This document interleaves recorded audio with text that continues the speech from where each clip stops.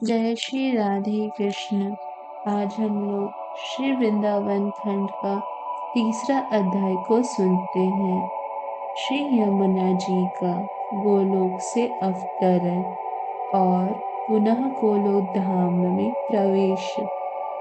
सतनंद जी कहते हैं, नंदराज गोलोक में श्री हरि ने जब यमुना जी को भूतल पर जाने की आज्ञा दी और सरिताओं में श्रेष्ठ यमुना जब श्री कृष्ण की परिक्रमा करके जाने को उद्गत हुई, उसी समय विरजा तथा ब्रह्मद्रव से उत्पन्न साक्षात गंगा, ये दोनों नदियां आकर यमुना जी में लीन हो गई। इसलिए परिपूर्णतम कृष्णा यमुना को परिपूर्णतम श्री कृष्ण की पटरानी के रूप में लोग जानते हैं। तदंतर सरिताओं में श्रेष्ठ कालिंदी अपने महान वेग से विरजा के वेग का भेदन करके निकुंज द्वार से निकली और असंख्य ब्रह्मांड समूहों का स्पर्श करती हुई ब्रह्मद्रव में गई। फिर उसकी दीर्घ जल राशि का अपने महान वेग से भेदन करती हुई वे महानदी शिवमान के बाएं चरण के अंगूठे के नख से विद्री हुई ब्रह्मांड के शिरोभाग में विद्यमान ब्रह्मद्रव युक्त विवर में श्री गंगा के साथ ही प्रविष्ट हुई और वहां से वे सरिद्वरा यमुना ध्रुव मंडल में स्थित भगवान अजित विष्णु के धाम वैकुंठ लोक में होती हुई ब्रह्मलोक को लांघ कर जब ब्रह्ममंडल से नीचे गिरी, तब देवताओं के सैकड़ों लोकों में एक दूसरे के कर्म से विचरती हुई आगे बढ़ी। तदंतर वे सुमेरुगिरी के शिखर पर बड़े वेग से गिरी और अनेक शैल श्रृंगों को लांघ कर बड़ी बड़ी चट्टानों के तटों का भेदन करती हुई जब मेरु पर्वत से दक्षिण दिशा की ओर जाने को उद्गत हुई, तब यमुना जी गंगा से अलग हो गई। महानदी गंगा तो हिमवान पर्वत चली गई, किंतु कृष्णा श्याम सलीला यमुना कालिंद शिखर पर जा पहुंची। वहां जाकर उस पर्वत से प्रकट होने के कारण उनका नाम कालिंदिनी हो गया। कालिंदगिरी के शिखरों से टूटकर जो बड़ी बड़ी चट्टानें पड़ी थी, उनके सुदृढ़ तटों को तोड़ती फोड़ती और भूखंड पर लौटती हुई वेगवती कृष्णा कालिंदिनी अनेक देशों को पवित्र करती हुई खांडव वन में इंद्रप्रस्थ या दिल्ली के पास जा पहुंची। यमुना जी साक्षात परिपूर्णतम भगवान श्री कृष्ण को अपना पति बनाना चाहती थी, इसलिए वे परम दिव्य देह धारण करके खांडव वन में तपस्या करने लगी। यमुना के पिता भगवान सूर्य ने जल के भीतर ही एक दिव्य गेह का निर्माण कर दिया था, जिसमें आज भी वे रहा करती हैं। खांडव वन से वेग पूर्वक चलकर कालिंदिनी व्रजमंडल में श्री वृंदावन और मथुरा के निकट आ पहुंची। महावन के पास सिक्यात्मय रमन स्थल में भी प्रवाहित हुई।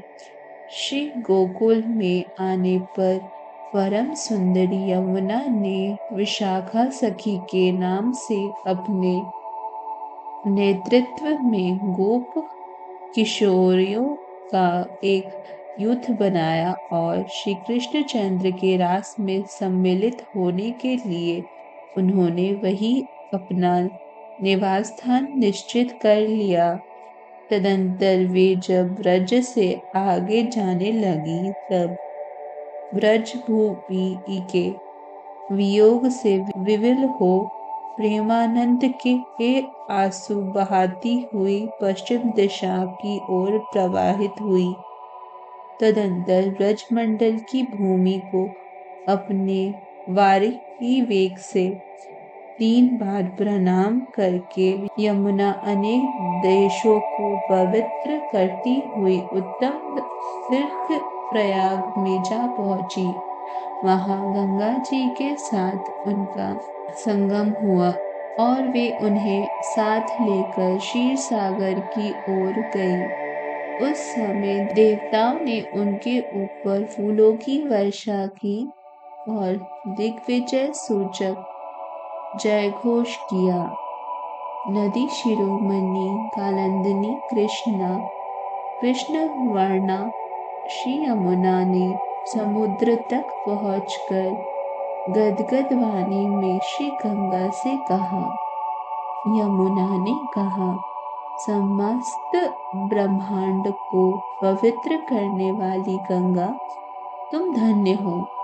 साक्षात श्री कृष्ण के चरणावनी बिंदु को तुम्हारा प्रादुर्भाव हुआ है, अतः तुम समस्त लोकों के लिए एकमात्र वंदनीय हो, शुभ हो।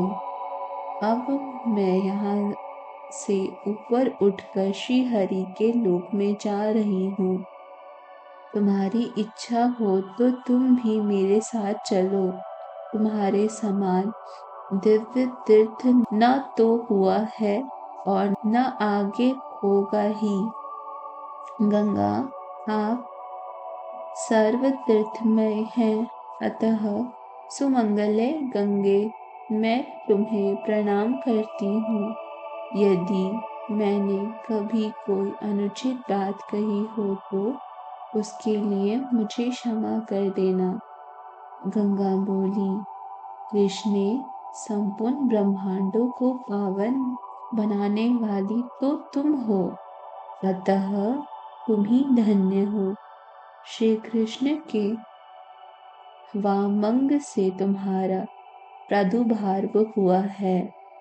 तुम परमानंद स्वरूपिणी हो, साक्षात परिपूर्णमता हो, समस्त लोकों के द्वारा एकमात्र वंदनीय परिपूर्णतम परमात्मा श्री कृष्ण की भी पटरानी हो। अतः कृष्ण, तुम सब प्रकार से उत्कृष्ट हो। तुम कृष्णा को मैं प्रणाम करती हूँ। तुम समस्त तीर्थों और देवताओं के लिए भी दुर्लभ हो। गोलोक में भी तुम्हारा दर्शन दुष्कर है। मैं तो भगवान श्री कृष्ण की ही आज्ञा से मंगल में पाताल लोक में जाऊंगी। यद्यपि तुम्हारे वियोग के भय से मैं बहुत व्याकुल हूँ, तो भी इस समय तुम्हारे साथ चलने में असमर्थ हूँ। ब्रज के रास मंडल में मैं भी तुम्हारे युद्ध में सम्मिलित होकर रहूंगी। हरि प्रिय, मैंने भी यदि कोई अप्रिय बात कह दी हो तो उसके लिए मुझे क्षमा कर देना। सदानंद जी कहते हैं, इस प्रकार एक दूसरे को प्रणाम करके दोनों नदियां तुरंत अपने अपने गंतव्य पथ पर चली गई। सुरध्वनि गंगा जी अनेक लोगों को पवित्र करती हुई पाताल में चली गई और वहां भोगवती वन में जाकर भोगवती गंगा के नाम से प्रसिद्ध हुई। उन्हीं का जल भगवान शंकर और शेषनाग अपने मस्तक पर धारण करते हैं। इधर कृष्णा अपने वेग से सप्तसागर मंडल का भेदन करके सातों द्वीपों के भूभाग पर लौटती हुई और भी प्रखर वेग से आगे बढ़ी। सुवर्णमय भूमि पर पहुंचकर लोकालोक पर्वत गई। उसके शिखरों तथा गंडशैलों, टूटी चट्टानों के तट का भेदन करके कालिंदी फुआरे की सी जलधारा के साथ उछलकर लोकालोक पर्वत के शिखर पर जा पहुंची।